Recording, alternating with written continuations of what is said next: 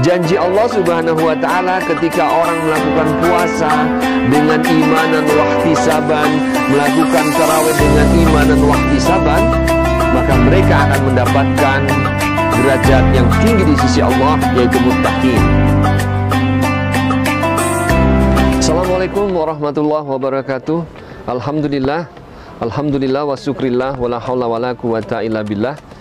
Allahumma salli wa sallim wa barik ala Sayyidina Muhammad wa ala ali Sayyidina Muhammad. Qala Allah Ta'ala fi kitabihil karim, Sahru Ramadan alladhi unzila fil Qur'an hudal linnasi wa bayyinati minal huda wal furqan.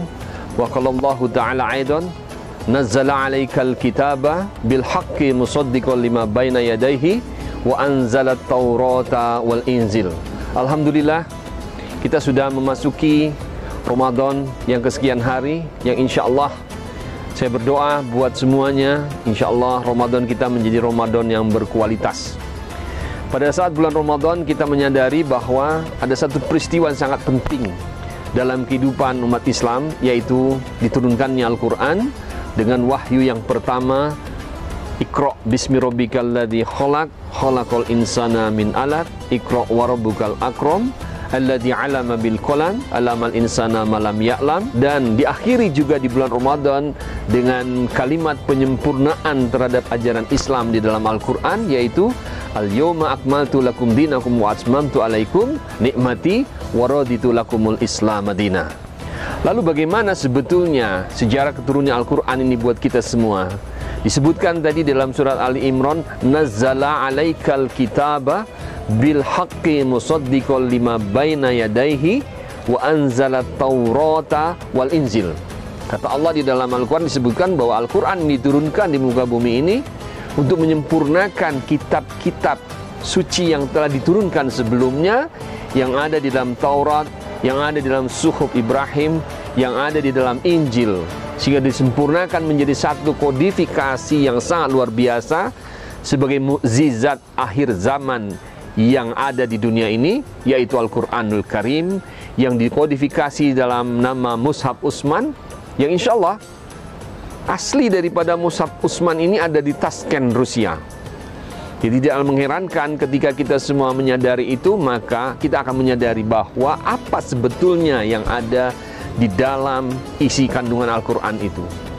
Apabila kita mempelajari dari awal sampai akhir, maka ada 7 poin atau 6 poin besar di dalam isi Al-Quran itu. Yang pertama, bahwa Al-Quran itu diturunkan kepada umat manusia untuk mengajak manusia kepada ajaran Tauhid yang disebut dengan Tauhidullah. Ajaran Tauhid inilah yang kemudian menjadi sebuah agama yang turun-temurun diberikan kepada nabi-nabi dari Allah Subhanahu wa ta'ala kepada nabi-nabi untuk disampaikan kepada umat manusia agar menyembah hanya kepada satu Tuhan, yaitu Allah Subhanahu wa ta'ala. Yang kedua, Al-Quran ini berisikan tentang ibadah. Nah, ibadah ini baik ibadah yang tertulis, ibadah yang tidak tertulis, ibadah mahdhah atau ibadah ghairu mahdhah, itu semua ada di dalam Al-Quran dalam bentuk yang global dan diperjelas di dalam sunnah Rasulullah Sallallahu Alaihi Wasallam. Misalnya di dalam Al-Quran diperintahkan sholat, tapi tata cara sholat secara detail dijelaskan di dalam sunnah Nabi Muhammad Sallallahu Alaihi Wasallam. Ibadah puasa pun demikian, ibadah haji, kemudian zakat kita, dan keseluruhan ibadah itu menjadi bagian poin kedua di dalam Al-Quranul Karim. Yang ketiga, isi Al-Quran yang ketiga yang terbesar bagi kita untuk kita pahami adalah bahwa Al-Quran itu berisi janji dan ancaman. Janji Allah Subhanahu wa ta'ala ketika orang melakukan puasa dengan imanan wahtisaban, melakukan tarawih dengan imanan wahtisaban, maka mereka akan mendapatkan derajat yang tinggi di sisi Allah, yaitu muttaqin. Tapi sebaliknya orang-orang yang tidak berpuasa akan diancam oleh Allah Subhanahu wa ta'ala untuk mendapatkan siksa dari Allah. Demikian juga pada ayat-ayat yang lain, seolah-olah ada kontroversi, tidak. Tetapi ini adalah sebuah pembelajaran buat kita bahwa kehidupan manusia itu memang demikian. Ada manusia yang bersyukur, ada manusia yang tidak bersyukur.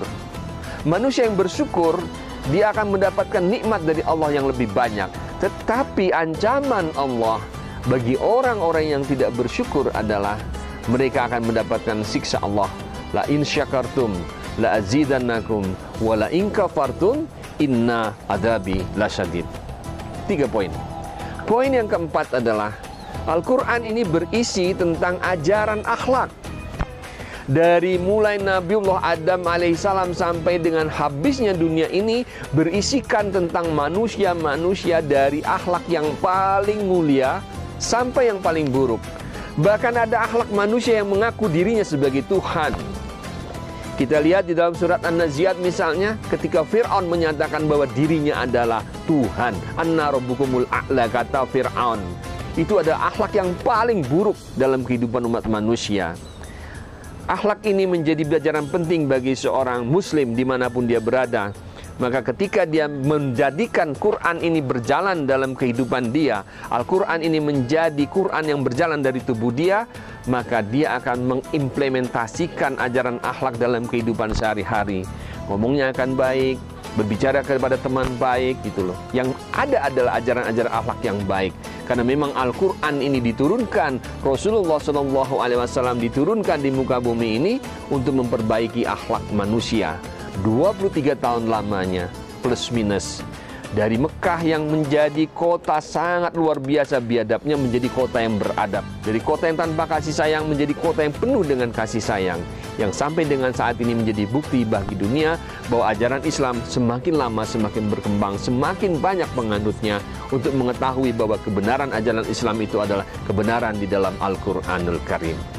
Yang kelima adalah bahwa Al-Quran ini berisikan tentang hukum-hukum. Hukum-hukum berkaitan dengan hukum dagang, hukum perang, segala macam yang berkaitan dengan jual beli misalnya juga ada di dalam Al-Quranul Karim. Jadi Al-Quran berisi yang kelima adalah tentang hukum-hukum. Yang keenam, Al-Quran ini berisikan tentang kejadian alam semesta ini sampai dengan berakhirnya. Dari mulai awal sampai dengan penamaan dan sebagainya. Dan akhirnya yang poin yang ketujuh yang terakhir adalah bahwa Al-Quran ini berisikan tentang sejarah kehidupan manusia dari tiada menjadi ada, kemudian ditiadakan lagi, lalu dibangkitkan kembali di dalam suatu kehidupan yang lain. Dan inilah potensi daripada isi Al-Quranul Karim. Ma'asyiral kaum muslimin yang dimuliakan Allah, jadikanlah Ramadan ini sebagai tempat buat kita untuk menempat diri. Karena barang siapa yang selalu dekat dengan Al-Quran, kata Allah Subhanahu wa Ta'ala di dalam Ramadan ini, pahalanya yang begitu banyak. Bacaannya tidak hanya dihitung dalam ayatnya, tetapi huruf per huruf akan diberikan nilai Allah Subhanahu wa Ta'ala. Tapi jangan lupa 7 poin penting yang menjadi isi Al-Quran, yaitu tauhidullah, ibadah, akhlak, janji dan ancaman, kemudian ada hukum-hukum, kemudian yang ada juga tentang sejarah kehidupan manusia dan kejadian alam semesta ini menjadi bagian yang tidak bisa terpisahkan dalam kehidupan kita. Oleh karena itu, mari kita tanamkan di dalam diri kita, tiada hari tanpa membaca Al-Quran. Jadi mari kita kembangkan setiap hari dalam kehidupan kita, agar supaya kita membaca Al-Quran selalu dalam kehidupan kita. Inilah yang bisa saya sampaikan. Mudah-mudahan keseluruhan daripada materi simpel ini menjadi kekuatan buat kita untuk mengkaji, membaca Al-Quran dalam kehidupan kita sehari-hari, sehingga Al-Quran itu menjadi Quran yang berjalan dalam diri kita. Akhlak kita adalah Al-Quranul Karim, sebagaimana Rasulullah SAW setiap dalam perjalanan hidupnya ditunjukkan dengan perilaku hidup dia. Banyak orang yang menghafalkan Al-Quran, good. Tapi lebih banyak orang yang menghafalkan, kemudian dia mengamalkan, lalu dia mendakwahkan Al-Quran dalam kehidupan sehari-hari, maka jadilah nuzul Quran ini bermanfaat buat kita semua.